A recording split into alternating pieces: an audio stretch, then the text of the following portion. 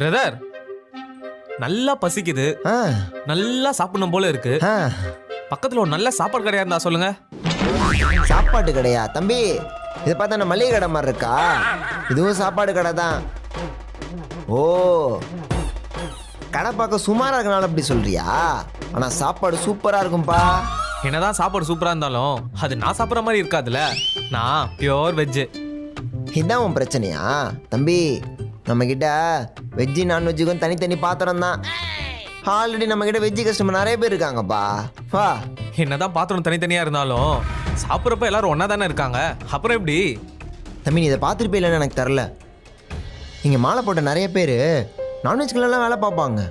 அவங்கள பொறுத்த வரைக்கும் இது நான்வெஜ்ஜு, நம்ம மாலை போட்டிருக்கோம், அதை நம்ம தொடக்கூடாது அப்படிங்கிற மாதிரிலாம் இல்லை. நம்ம மனசு சுத்தமாக இருக்க மட்டும்தான் பார்ப்பாங்களே. ஏற்கனவே இங்கே நாட்டு பிரச்சனை, மொழி பிரச்சனை, ஜாதி மத பிரச்சனை, ஏகப்பட்ட பிரச்சனை.